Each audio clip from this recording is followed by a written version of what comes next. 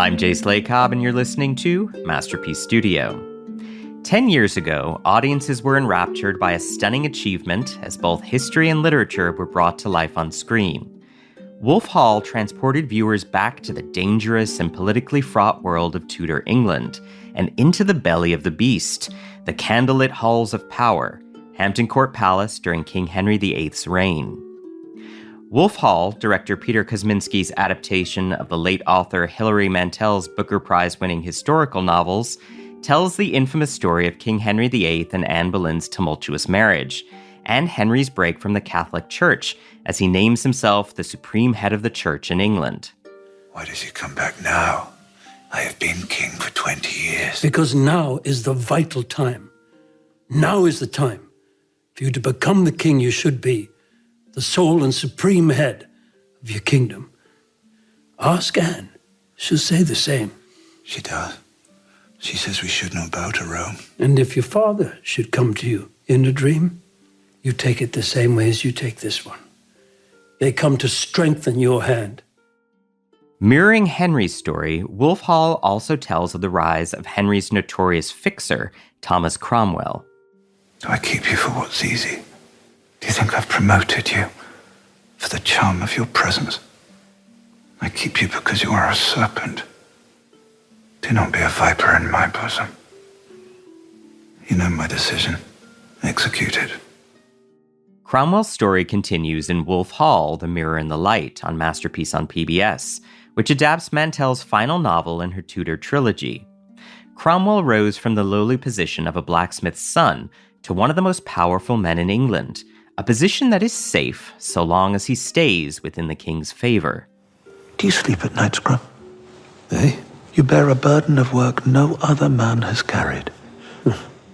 I sometimes wonder where you come from. Putney, Majesty. Because Wolf Hall, The Mirror and the Light depicts the true story of Henry and Cromwell, we thought we'd speak with an expert on the real-life King Henry VIII and Tudor England. In this episode, we'll talk with historian, author, curator, podcaster, and television presenter Lucy Worsley about Cromwell's portrayal, King Henry's reign, and how his eldest child, Mary Tudor, earned the nickname Bloody Mary.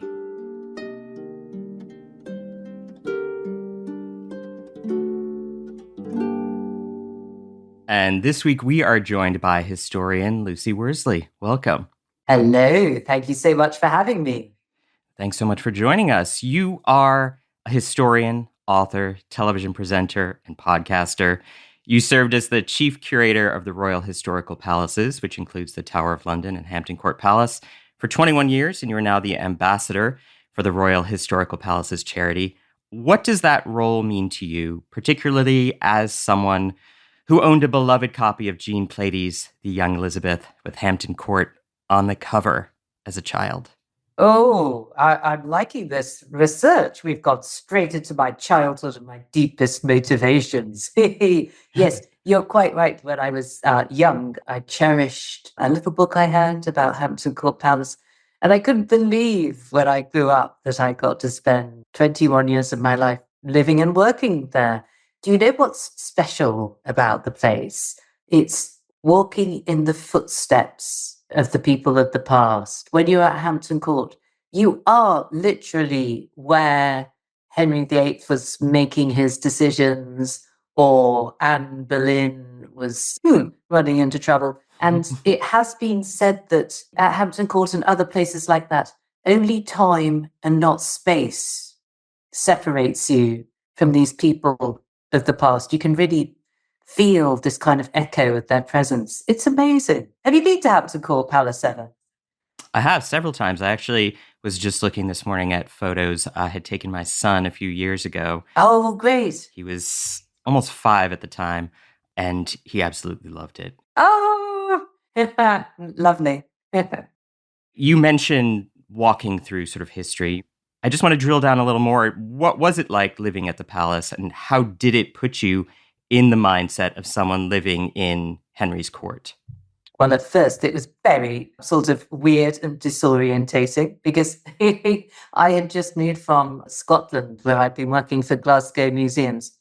And the reason that I was given this tiny little apartment in the Tudor kitchens part of the palace, which is vast. I mean, some people think that the English sort of historic house is like Downton Abbey with an upstairs and a downstairs.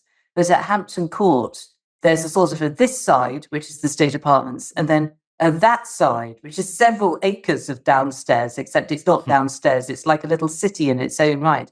So I was given the key to this little couple of rooms where Henry VIII's sweet makers used to live and work. And I was told, you can live in there until the boiler is fixed in the place where you're actually going to be living, which was in the barrack block. And I was in the inner security cordon. When I moved in, it was at this time of year. It was February. It was dark. It was foggy. I looked out of the window and all I could see was a Tudor courtyard full of mist. It was quite sort of overwhelming and intimidating experience in a way. But it did mean that I had the advantage of learning my way around the building, which is vast. It's a labyrinth. There are 15 courtyards. There are 1,300 rooms. I got a feel for the place, spending all my time there. You have a masterful skill at bringing history to life, unpacking the social and the political and often moral conflicts at play within historical moments or figures, and investigating them through the lens of the 21st century. Is it true that your father, when you told him you would be reading history rather than science, said, "You'll be cleaning toilets for a living, my girl, with a history degree"? It is true. Much as he is not pleased to be reminded of this now, but he's retired now, but he was a scientist and he wanted me to be a scientist too. And I don't want to set up some stupid division between art and science because we need both artists and scientists in the world, right? But he was a bit disappointed that I didn't follow in his footsteps. But when he said that I would make a living cleaning toilets with a history degree, he was wrong to say that because there's nothing wrong with cleaning toilets for a living. We need people who are going to clean toilets for a living, don't we? But he was also curiously right, because I have ended up spending quite a lot of my time as a social historian, and particularly working at Hampton Court Palace, talking to people about how toilets worked in history. People are endlessly fascinated by it. It's a topic that, even people who think that they don't like history are going to want to know about that sort of thing. You once said of Henry VIII, quote, "If you made up the tale of Henry VIII's 6 wives, no one would believe you. Divorce followed by beheading, and then a tragic early death, another divorce, another beheading, and then the final lucky one, Catherine Parr, who got away and survived the old monster's death." Apart from the melodrama, why does Henry's narrative still feel so relevant and powerful today? Oh, well, I'm all too sorry to say this, but the violence against women is obviously something that is still talked about in our society too. And I've really noticed a change during the 20 years that I've spent with Henry VIII. When I started 20 years ago, it's kind of like he was a bit of a superhero. People thought, wow, there was something special about that guy. He caused the English Reformation. He set up the English Navy. He did all of these important political things. But now when young people are coming in, say to the Tower of London, you see them turning to their parent and saying, so he killed 2 of his wives here? What's going on with that then? And now he's definitely an anti-hero, and people are fascinated by the darkness in him, as well as the way that he's just straddles English history. It's like he's got 1 foot in the Middle Ages and 1 foot in the Renaissance. He's colossal. You kind of can't get away from him, really, but you can definitely look at him from all angles. On that note, while imprisoned in the Tower for his alleged dalliance with Anne Boleyn and possibly even witnessing her execution, Sir Thomas Wyatt wrote, "These bloody days have broken my heart. My lust, my youth did them depart, and blind desire of a state, who haste to climb seeks to revert, of truth circa regnat tonat." Is this ultimately then a story that also thunders through the realm hundreds of years later? Thunder rumbles round the throne. Yes, I think you've really summed up the atmosphere for the top people at the Tudor court. And of course, we're still fascinated by the melodrama of that, the ups and the downs and the beheadings and the way that you get a sense that life was perilous. Often people ask me, would you like to live in the past? And my answer is always, well, at what level of society? If I was going to live in Tudor England, I don't think I would have liked to have worked on the land as most people did. That sounds muddy and laborious and painful. And I don't think I would have liked to have been at the court either. The stakes were too high. There was power, but there was peril too. And if I had to live anywhere in Tudor England, would have chosen maybe a life in the city where actually women could have some autonomy and independence, maybe as working as silk women, running businesses like Thomas Cromwell's wife does. That's the sort of safer level of society, I think. On the note of court, Henry's second wife, Anne Boleyn, is executed. He quickly takes a new bride in Jane Seymour. How was each queen's presence felt at court? Did the vibes, we'll say, change depending on his wife at the time? Yes, very much so. Although I think, because I'm a historian, it's endlessly interesting just how scanty some of the evidence is from which we have built up these very sort of clear imaginings of the Tudor world. It is fair to say, though, that Anne Boleyn's court had an air of French chic about it. She had trained to be a courtier in France. She herself was highly intellectual. She liked engaging conversation. And when Jane Seymour came along, the tone changed because she basically didn't. She didn't enjoy lively dispute and conversation in the same way. Anne Boleyn's motto as queen was the most happy. And there is something a bit in your face about that. I'm the happy one. I'm the lucky one. And you get the sense that there was something almost arrogant about asserting her happiness in the face of her having won it so much at the expense of Catherine of Aragon. And a lot of people were not happy that Anne Boleyn was queen. She also had a French motto that her servants wore on their uniforms, which was, it basically translates as haters gonna hate. That was Anne Boleyn. But on the other hand, Jane Seymour's motto was bound to serve and obey. It's meek, isn't it? It's mild. And people at the time said, look, the attraction is here that she's quiet. She wasn't Catherine of Aragon. She wasn't Anne Boleyn, who were both outspoken, challenging women. She wasn't going to give Henry a hard time. And sadly, I think part of that might be linked to do with her education. She wasn't as educated as the first two wives. We don't have evidence of her reading books. So I don't think that she had the self-confidence that the educated woman. But there's also a gap in the evidence where Jane's personality should be. And I think because of what happened to her two predecessors, so one died in disgrace, the other beheaded, I think that maybe she deliberately kept a low profile. That's a possible reading of her actions.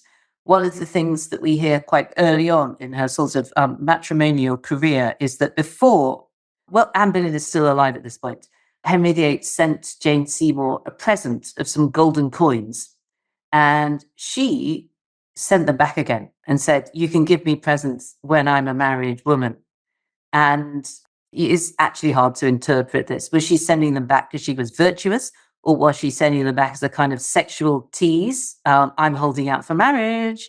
But certainly the ambassador, Eustace Chapuis, thought that her brother had told her to send the coins back again, that she lacked agency in this decision. And Edward Seymour fancied being the brother of a queen, which is what ended up happening. So maybe he was calling the shots.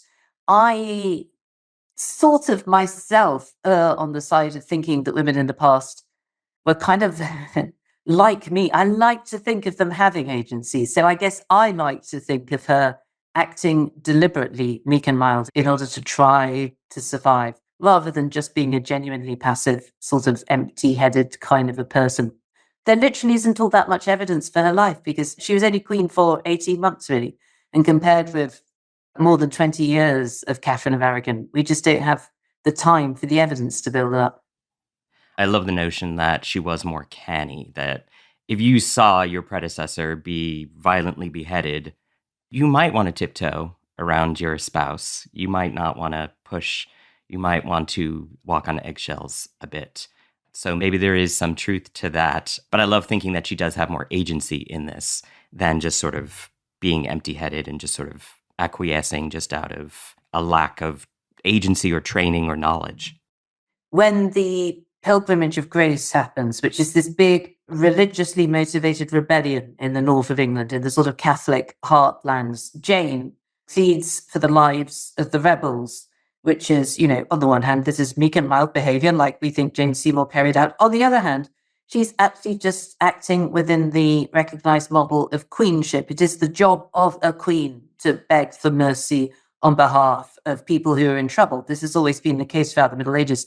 And it's actually something that we also see Catherine of Aragon doing after a riot, the riot that's known as the Black May Day. So, yeah, I'm not sure that we can see Jane herself being present in the action of pleading for the rebels. Maybe she was just doing what people thought that she ought to be doing. Before this next question, a brief word from our sponsors.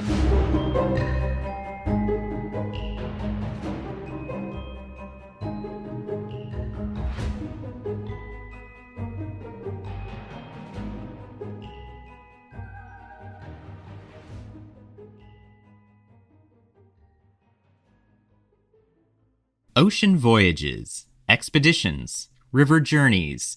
Viking is dedicated to bringing travelers closer to the destination, offering a small ship experience and a shore excursion in every port. Learn more at Viking.com.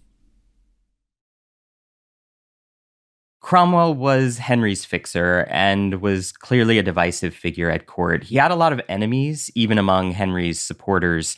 How much of an outsized influence did Cromwell have over the court, over Henry? Well, that depends which historians you believe, really. There are different thoughts about this. The Cromwell that Hilary Mantel gives us is really based on the life's work of the post-war historian Geoffrey Elton, who's one of the sort of granddaddies of Tudor history. And Elton was a man of the 20th century. He liked the idea that one individual could shape politics. And he fixed upon Cromwell as this kind of superhero fixer character, somebody not of high birth, as is constantly thrown down Cromwell's throat by people in the drama, certainly. You're not a nobleman, you're jumped up, you're no good. But we root for people like that, don't we? It makes for dramatic tension. But you can argue that the changes that Cromwell made would have happened anyway. I suppose in very broad terms, England has become a much more peaceful place because the Wars of the Roses have ended. And the traditional role and power of the mean old dukes, like the Duke of Norfolk. It used to have been the job of a duke to raise an army, from their bit of the country, and therefore to support the king. But once we get into the 16th century, they don't need to do that anymore. There's less fighting. The army is organized more on a national basis. In fact, the navy is coming to be more important. So bureaucrats are taking over the jobs that these old dukes used to do. And so if it wasn't Cromwell, it would have been somebody else with those skills annoying the dukes and governing in a much more sort of modern and recognizable way. And here's a sort of counterintuitive thing that was good about Henry's very well-publicized failure to have a male heir. Because there was all of this dispute about questions were constantly hovering over the succession. People were really worried that there might be civil war again. If it's not obvious who's going to be the next king, then people are really worried about what's going to happen if he dies. Therefore, people step up and strengthen structures like Parliament to avoid it. Can you see what I mean? If it's not obvious what the future holds, then society is more invested in the structures that will minimize the possibility of civil war. Nature abhors a vacuum, so something has to rush to fill it, so you might as well build something that can withstand that. Yeah. Lucy Worsley Investigates Bloody Mary looks at the tarnished legacy of England's first queen, who happened to be on the losing side of history. You've written about Mary before in your historical fiction novel Lady Mary, which follows her from age 9 to 21. Have historians given her a beating because she was Catholic, because she was a woman, because of her religious persecutions of Protestants, or was it an orchestrated smear campaign? All of the above, I would say. Poor Mary has traditionally been seen as this kind of villainous, and she's known as Bloody Mary in an excellent piece of Protestant branding for the undeniable fact that she burnt a lot of people for religious reasons. She burnt a lot of people for what she defined as Protestant heresy. Listen, I don't condone burning anybody. Nobody should be burnt. That's obvious, right? But it's also obvious to me that Henry VIII and the great Elizabeth I were burning Catholics. This was the behavior of rulers in the 16th century. She wasn't uniquely cruel. And that had always bothered me, that she seemed to get a harsher kicking from history than the Protestants did, because certainly in this country, the Protestants eventually win the propaganda battle and tell the story their way.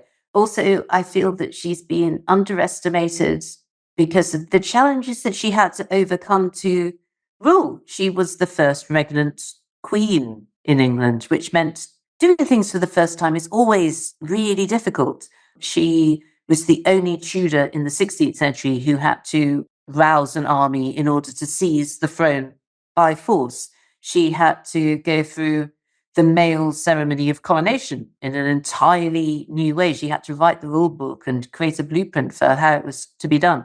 And then she had to negotiate the whole issue of marriage and sharing her power and having an heir, having children. And this is where it went wrong for her. You could say, shouldn't have married Philip of Spain, deeply unpopular, shouldn't have raised the possibility that she was going to have children, and then, in her case, tragically, because she really wanted them, and then failed to do so. And I think that not least amongst her achievements was showing her half-sister Elizabeth what mistakes not to make. I love that entire notion that her experiences taught Elizabeth which mistakes to avoid, which begs the question then, I guess, do you ultimately see Mary I as a tragic figure? I think she saw herself as a tragic figure. So there is something in that, definitely. And once she had embarked upon a road that she wanted to lead towards motherhood, you can really see this physically manifesting itself in her body. She went through this really unusual medical experience that you might call a phantom pregnancy, which is where somebody wishes to be pregnant so much that their body physically responds. Hormones kick in. They appear to be pregnant. Their belly swells up.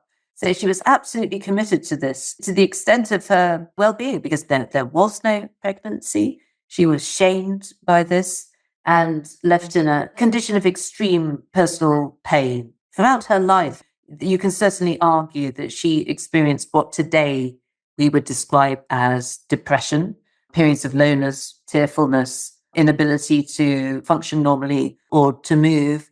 And in Mary's case, my goodness, well, you can see so many things that were going on in her childhood that might well have exacerbated that, the way that her father and mother treated her when she was little.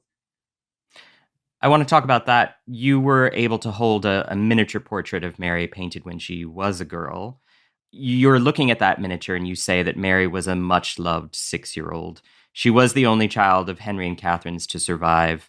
What did she mean to her parents outside of just sort of being a dynastic link in the chain? First and foremost, she was a dynastic link in the chain. That's her key value, certainly in the eyes of her father, because he thinks that he can use her as a sort of counter in the chess game of European politics. But her mother clearly has a very, I don't want to say uniquely warm relationship with her, but one that's almost surprising given the way that children in the 16th century were taken away from their parents and brought up by different sets of staff all together. So very early on, Mary and her mother were not spending huge amounts of time together. And yet the relationship between them lifelong was extremely strong and supportive. And her father's effect on her life was just horrible, because she did experience all the things that daughters were supposed to feel, feelings of dutifulness and obedience. And yet her religious beliefs and her mother's support meant that she just could not do what her father wanted her to do, which was to recognize that his marriage to Anne Boleyn had taken precedence over his marriage to Mary's mother, that Mary herself was now illegitimate, and that Henry had broken with Rome and become the head of the Church of England. And this resulted in her being estranged from both of her parents for long, long periods of her teenage years, and threats of physical violence against her. And that sort of thing it cannot have been anything but hugely traumatizing to a teenager. She's sent to Ludlow Castle in Shropshire. She's occasionally permitted to return to court. By the time she reaches 17, however, she's stripped of her royal title when her father splits from the Catholic Church. She becomes Lady Mary rather than Princess Mary. They're at a distance, but what was their relationship like at that point? Well, she doesn't see her father for 5 years during this long period of estrangement, and neither is she allowed to see her mother by his decision. But they do send each other secret letters. They have Catholic supporters, servants, people like Eustace Chapuis, the ambassador, who's able to kind of smuggle messages between them. So she's in a position of huge isolation. And you can really see in a way that something steely is being forged in her soul during this period of incredible resistance that will come out later when she's queen. And as queen, she's going to need it. It's a very difficult job to be the queen, but perhaps she also takes it to excess, pursuing with single-minded devotion this idea that she's going to become a mother, to the extent of almost thinking herself into being one, which ultimately fails. Did she believe that with the execution of Anne Boleyn that she might be permitted to return to court and maybe even her father's good graces, that she might be able to exert a stronger claim over the throne than her sister Elizabeth?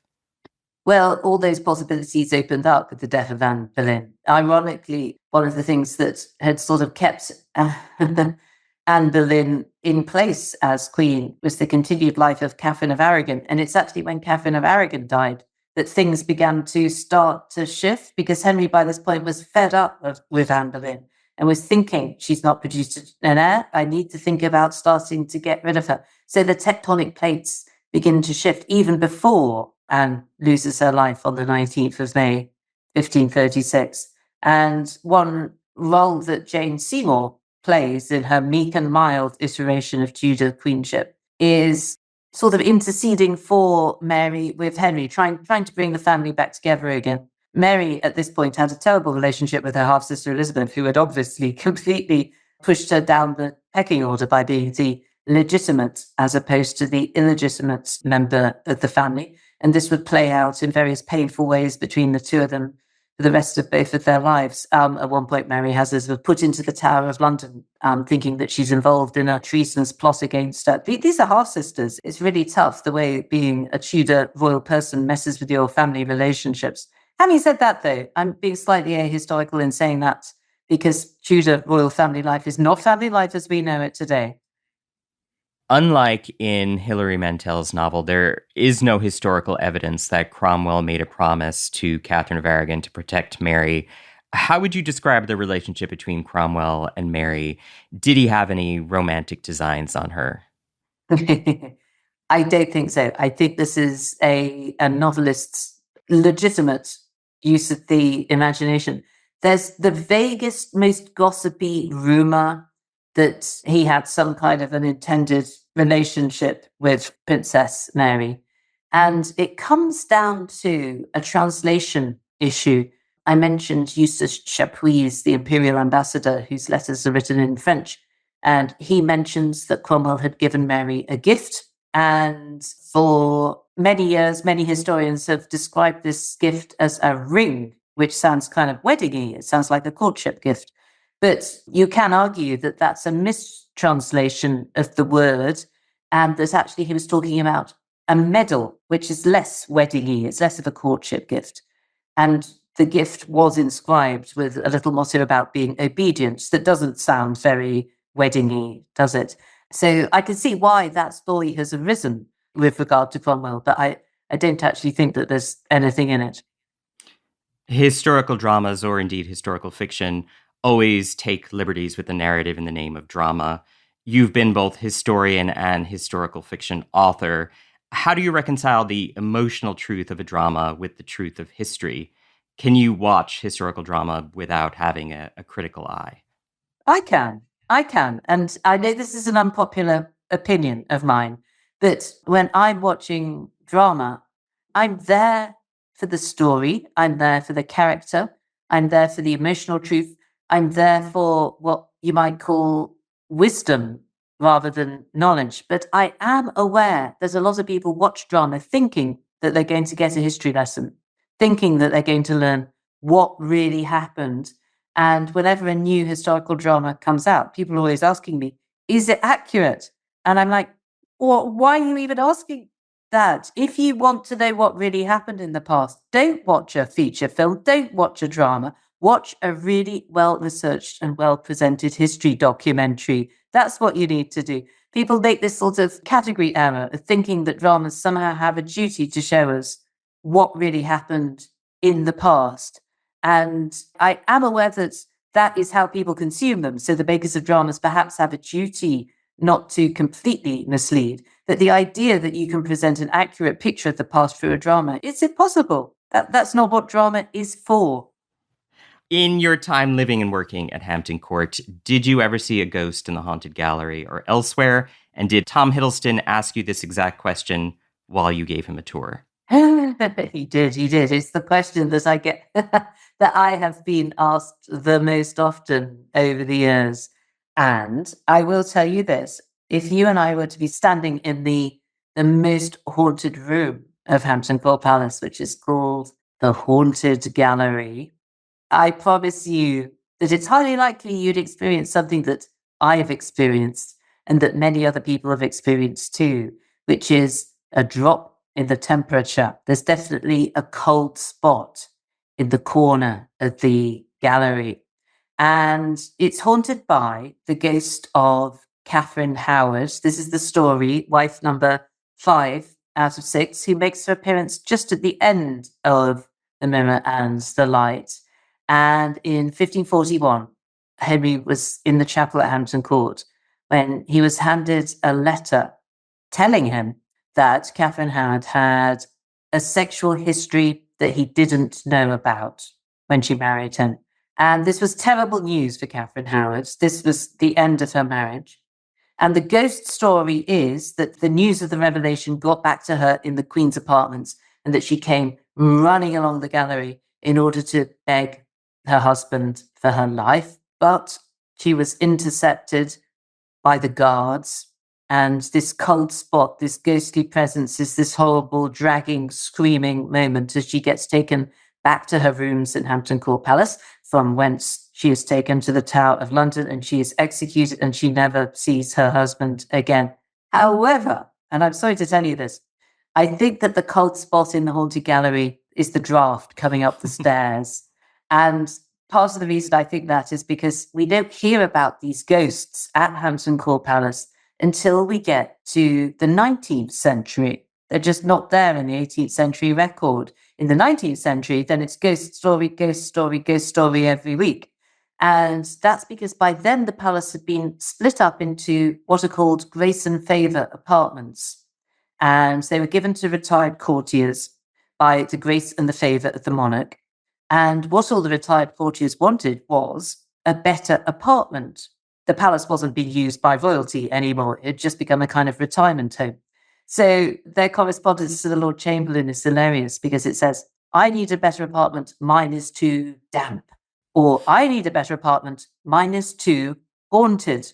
So the ghosts kind of get invented as part of a real estate property market in Victorian times.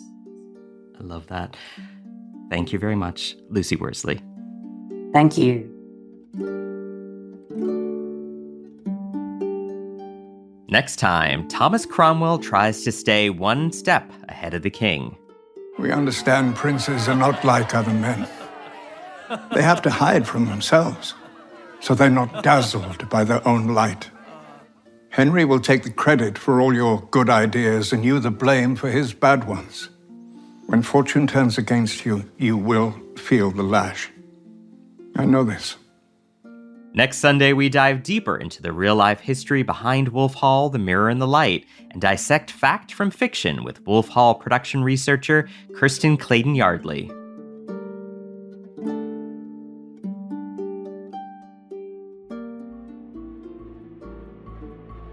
Masterpiece Studio is hosted by me, Jay Slaycobb, produced by Jack Pombriant, and edited by Robin Bissett. Alicia Itup is our sound designer. The executive producer for Masterpiece is Suzanne Simpson.